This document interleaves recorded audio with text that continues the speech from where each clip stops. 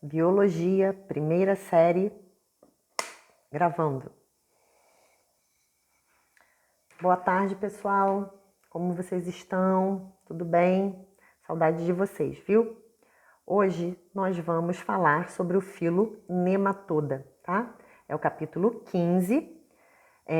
Acompanhem aí no livro de vocês e marquem as dúvidas, para a gente poder tirar essas dúvidas no Google Class. Vamos começar. Bom, características gerais são organismos marinhos, dulcícolas e de solos úmidos. Então, eles habitam esses ambientes. Eles são, alguns são de vida livre, e aí eles são saprófagos ou coprófagos, e eles também podem ser parasitas, né? Lembrando que saprófago, matéria orgânica em decomposição, como fonte de energia, ou coprófagos, fezes. Eles são cilíndricos, alongados e afilados nas extremidades. Dá para ver aqui, né? Alongado, cilíndrico e a extremidade afilada. Eles apresentam externamente uma cutícula protetora que é formada por colágeno. Eles são triblásticos, eles têm simetria bilateral e eles são pseudocelomados, tá? Então aqui a gente consegue observar, um corte nesse organismo e a gente vê aqui, o pseudoceloma no meio, mesoderme e endoderme, e externamente a ectoderme. Aqui a gente também observa um corte e a gente consegue observar bem as estruturas internas, de um organismo fêmea, de um representante fêmea, tá? Vocês têm essa imagem aí no livro, vocês conseguem ver melhor essas estruturas internas todas direitinho. E aqui a gente tem uma característica bem interessante, que é da extremidade posterior do macho, Então, eles têm essas espículas, que são as espículas copulatórias. A gente já vai falar a respeito disso. Vamos ver a respeito das suas características em relação aos sistemas. O sistema digestório já é completo, ou seja, tem boca, como a gente vê aqui embaixo, e ânus, Então, tem boca, tem uma faringe muscular, tem um intestino longo e tem ânus. O alimento ele é parcialmente digerido no intestino, então essa é a parte extracelular que ocorre através da eliminação de enzimas. E depois esse alimento ele é absorvido pelas células e ocorre a digestão intracelular. Essa absorção ela é mais efetiva graças à presença das microvilosidades. A defecação ela ocorre porque os músculos eles mantêm o ânus aberto. Então, aquele material fecal ele é eliminado através do intestino e, obviamente, da estrutura do ânus, tá? Em relação ao sistema excretor, a difusão ocorre pela parede corporal, mas a água e alguns íons eles são eliminados por estruturas chamadas de renetes, que são estruturas como essa daqui. Esse é o principal tipo. Então, observa que parece uma estrutura em forma de H, que são canais excretores, e esses canais excretores eles se ligam aqui ao poro excretor, por onde o excreta vai ser eliminado. Em relação à respiração e à circulação, os gases e os nutrientes eles ficam dispersos pelo líquido pseudocelomático, ou seja, pelo líquido que preenche o pseudoceloma. Também há respiração cutânea, trocas gasosas, através da pele. O sistema nervoso. Existe um anel nervoso que fica ao redor do esôfago. Nessa imagem dá pra gente ver, vocês também têm essa imagem no livro. Então aqui a gente tem, esbarrei. Aqui a gente vê a parte do esôfago e ao redor do esôfago tem uma estruturazinha em azul que é o anel nervoso. Desse anel nervoso partem cordões nervosos que vão percorrer o corpo. Existem gânglios sensoriais, gânglios motores, que também estão espalhados pelo corpo, E, além disso, eles têm estruturas sensitivas, né, que são cerdas e papilas táteis. Quanto à sua reprodução, né, o ciclo de vida, né, o ciclo de reprodução, ele leva em torno de 21 dias. A maioria das espécies são dioicas, ou seja, sexos separados. Um indivíduo fêmea e um indivíduo macho.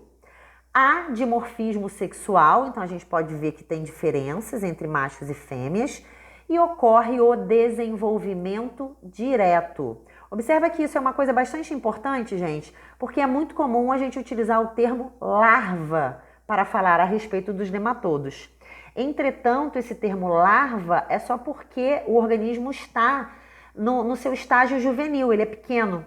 Não é uma larva, de fato, de desenvolvimento indireto, tá ok? Então, o desenvolvimento é direto. Os machos, eles têm essas espículas copulatórias, como a gente viu logo no primeiro slide. Essas espículas copulatórias, apesar de elas terem esse nome, elas não representam órgãos copulatórios. O que elas fazem?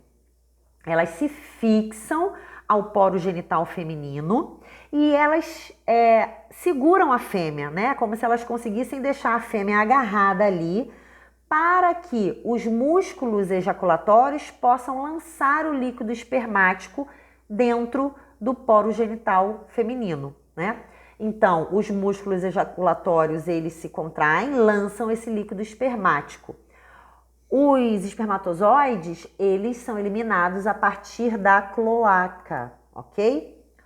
As fêmeas, elas têm um par de ovários, esses ovários são ligados ao útero, ok? Existem os ovidutos também que se ligam ao poro genital, tá? Então, aqui nessa ilustração, a gente vê, né, a cópula entre os nematodos. Então, aqui o macho e a fêmea. Então, o macho ele consegue ficar associado, aderido, né, a essa fêmea, graças à presença dessas espículas copulatórias. Vamos falar então a respeito das principais doenças que os representantes desse filo são capazes de causar, tá ok? Primeiro a gente fala da ascaridíase, que é causada pela Ascaris lumbricoides, é o que a gente chama popularmente de lombriga, né? Aqui a gente tem a representação, né, do ciclo, tá? Então, os ovos infectados, né, na água e nos alimentos, eles, né, então aqui água e alimentos infectados pelos ovos, esses ovos, eles penetram no trato digestório humano, porque, né, o homem se alimentou ou consumiu essa água que estavam contaminadas. A larva que está dentro desse ovo, ela vai ser liberada dentro do trato digestório, tá? Essa larva, ela consegue penetrar na corrente sanguínea e uma vez que ela penetra na corrente sanguínea, ela consegue atingir o fígado, o coração e os pulmões. Lá nos pulmões, elas podem perfurar os alvéolos e, perfurando esses alvéolos, elas sobem pelos brônquios e chegam até a laringe. Então, elas podem ou serem cuspidas, né, como se fosse através de um vômito, ou elas podem ser deglutidas. Se elas são deglutidas, elas chegam até o estômago e, a partir do estômago, elas se instalam no intestino, onde esses ovos serão liberados. Eu vou ajustar aqui um pouquinho, que está saindo da posição. Onde esses ovos são liberados, tá? Então, repara que nesse caso, quando elas se instalam no intestino, elas já são as lombrigas adultas, ou seja, elas já estão na sua maturidade sexual e elas já são capazes de liberar esses ovos. Então, esses ovos eles são liberados nas fezes e dependendo, né, de onde essas fezes são depositadas, onde esse indivíduo defeca, essas fezes podem contaminar alimentos e água, e aí o ciclo recomeça. Os sintomas são dor abdominal, diarreia, náuseas e perda de apetite. A profilaxia, higiene pessoal, né?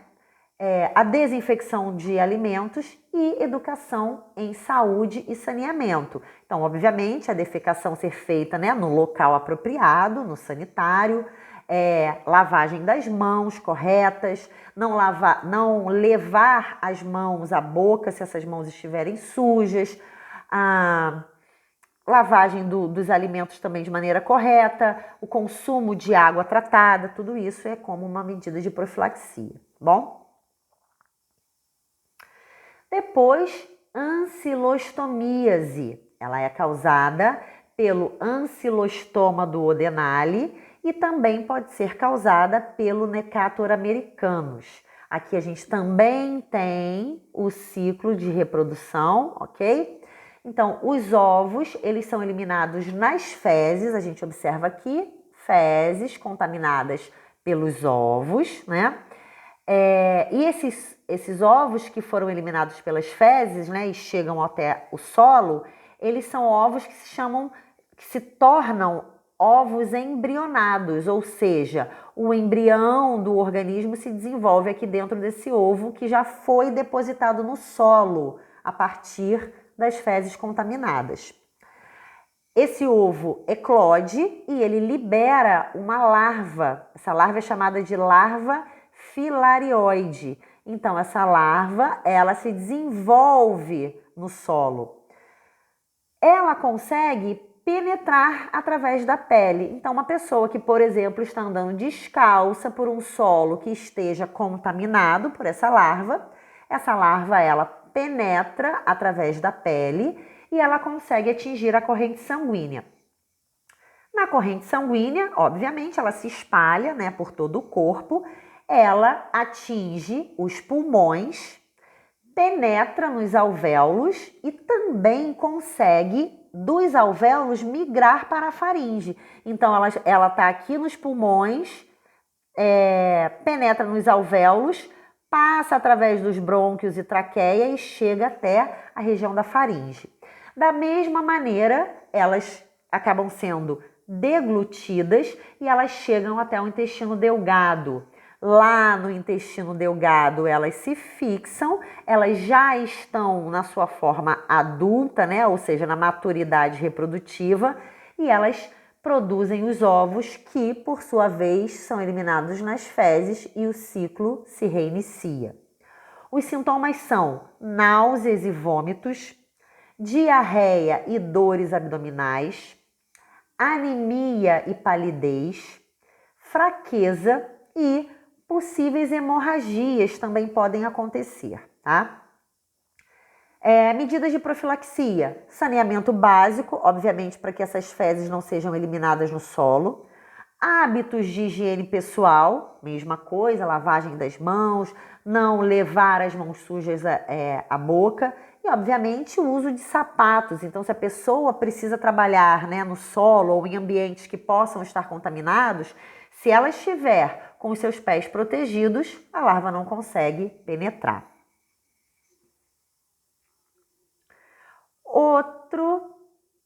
Outra doença é a larva migrans, que é causada pelo Ancylostoma brasiliense. É o popular bicho geográfico. Observa aqui, né, nessa imagem. Os ovos, né, eles são eliminados nas fezes de cão e de gato, né? Então, o cão e o gato normalmente eliminam essas fezes, né, no solo, na areia e contaminam esses locais. Essas larvas, elas são liberadas desses ovos no solo e elas penetram na pele. Elas podem penetrar na pele do próprio cão e do próprio gato, assim como podem penetrar na pele do homem. Então, penetrando na pele do homem, essa larva ela se movimenta na derme. E aí, conforme essa larva vai se movimentando, ela vai deixando essas marcas avermelhadas, que popularmente se assemelham a um mapa, né, geográfico. Por isso, bicho geográfico, ok? Sintomas e profilaxia. Os sintomas, prurido, né? Ou seja, eliminação de um pouco de substância viscosa, esse traçado avermelhado na pele e pápula. Se você observar aqui, não sei se dá para ver tão bem, no livro dá para ver melhor, tem uma pápulazinha com um pouquinho até de pus, que é exatamente o local por onde a larva penetrou e começou a migrar. Profilaxia, evitar o contato com o solo contaminado, com o solo infectado. Então, se você observa o ambiente, né, aquele solo está repleto de fezes de cães e gatos, você vai evitar o contato, né, descalço, evitar ficar colocando as mãos ali, ok? Próxima doença, a filariose, que é bem conhecida com o nome de elefantíase. Ela é causada pela Wuchereria bancroft, tá? A filariose, né, a elefantíase, ela tem exatamente essa característica que a gente observa aqui, né? Esse edema causado principalmente nas pernas, mas também pode ocorrer no saco escrotal e nas mamas, ok? Então, vamos ver como é que funciona. Esse mosquitinho aqui, ele pica, né, uma pessoa infectada e aí essa larva que estava no sangue dessa pessoa infectada passa para o mosquito, tá? O mosquito sugou o sangue com a larva. Essa larva, ela vai perfurar a parede do estômago desse mosquito, né? E aí, a partir do momento em que ela perfura essa parede do estômago e do intestino, ela consegue chegar até a hemolinfa e chegar até o tórax desse mosquito, ok?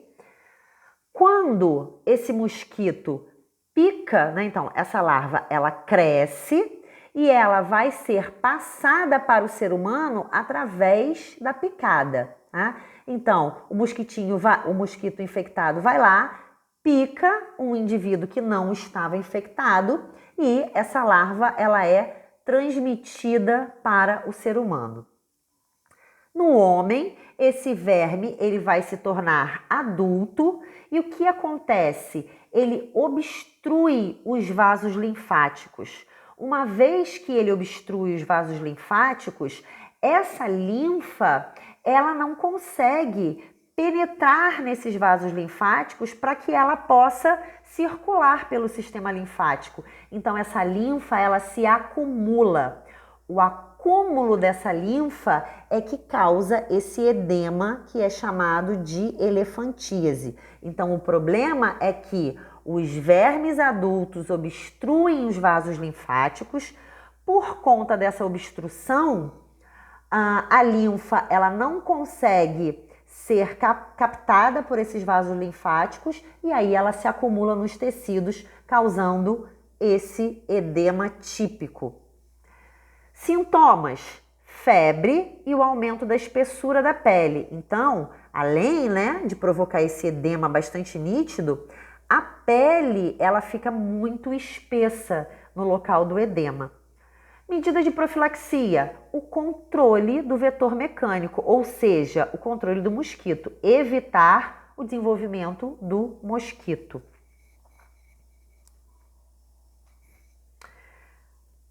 Últimas duas doenças que nós temos para falar a respeito desse filo: oxiurose, que é causada pelo Enteróbios vermiculares, né? Que é exatamente esse ciclo que a gente observa aqui. As larvas, elas se desenvolvem no tubo digestório, né? E os ovos, eles são eliminados nas fezes ou eles ficam depositados na região anal. Então, aqui no tubo digestório, essas larvas se desenvolvem, né? Então, esse indivíduo é um indivíduo que foi contaminado pela larva. Essa larva penetrou, atingiu a parte digestória, o tubo digestório.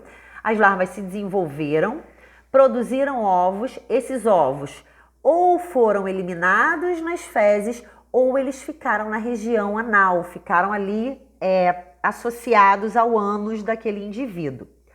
Quando a pessoa coça, porque a presença das larvas nessa região anal provoca coceira. Quando a pessoa coça, principalmente criança, ela leva as mãos à região, coça e depois, sem querer, né, por um hábito, ela leva essas mãos à boca, né? Ou ela vai mexer num determinado objeto ou mexer num determinado alimento com essas mãos sujas. Então, essa mão ela acaba contaminando a boca ou os alimentos ou os objetos. Essa mão levada à boca ou esses alimentos contaminados levados, né, sendo ingeridos, eles contaminam outras pessoas com essa larva.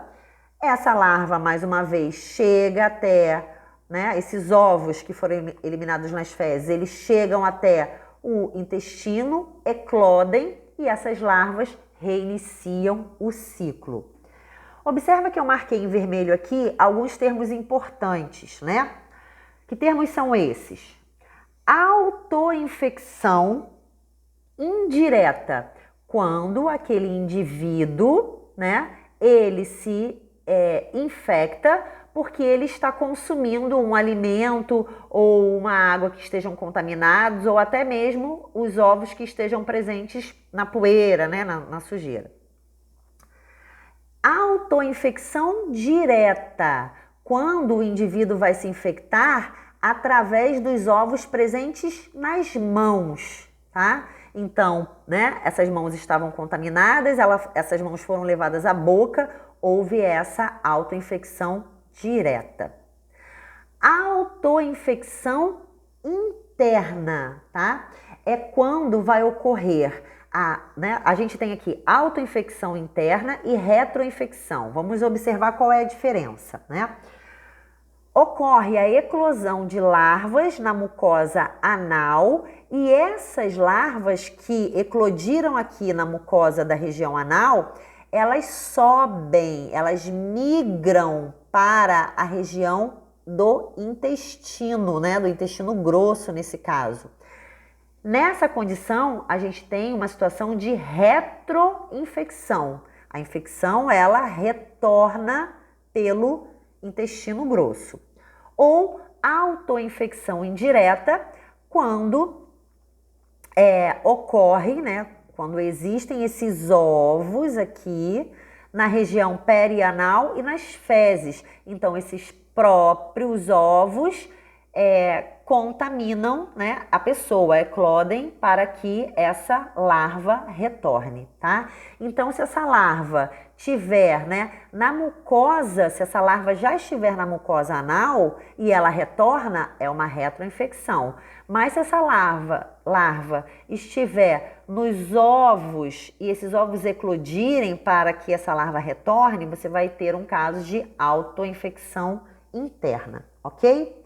Os sintomas: prurido perianal nessa região do ânus, coceira também, náuseas e dores abdominais. Medidas de profilaxia: higiene pessoal e dos alimentos.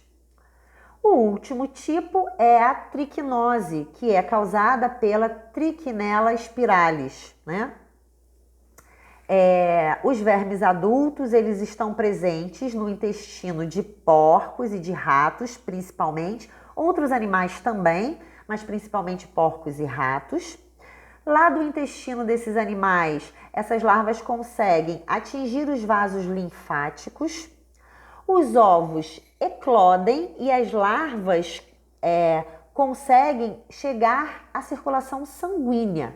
Então, os indivíduos adultos no intestino de porcos e ratos atingem os vasos linfáticos. Esses indivíduos adultos, eles colocam ovos, esses ovos eclodem, as larvas que eclodiram desses ovos atingem a circulação sanguínea e, ao chegarem na circulação sanguínea, elas conseguem chegar até a musculatura desses animais. Na musculatura, elas formam cistos. Obviamente, quando o homem se alimenta desses animais, né, da carne desses animais, ele pode ingerir esses cistos. Quais são os sintomas? Fraqueza, dores musculares, inchaço dos linfonodos e febre. Então, observa que parte do ciclo reprodutivo é nos vasos linfáticos, por isso ocorre o inchaço dos linfonodos. Febre também. Medidas de profilaxia. Controle sanitário das carnes, então é preciso haver uma fiscalização de matadouros, de frigoríficos, para garantir as medidas de higiene na manipulação dessas carnes, para que essas carnes não se contaminem, ou se elas estiverem contaminadas, que elas não sejam comercializadas. E, obviamente, as pessoas elas devem evitar carnes mal cozidas, ok? Que possam conter esses cistos. Bom, gente, é isso, tá? Terminamos então o filo nematoda. Lá no nosso roteiro no Google Class, a gente tem o restante das orientações sobre as atividades e os exercícios. Na semana que vem a gente se encontra novamente. Estudem, se cuidem, fiquem com Deus. Beijo no coração de cada um.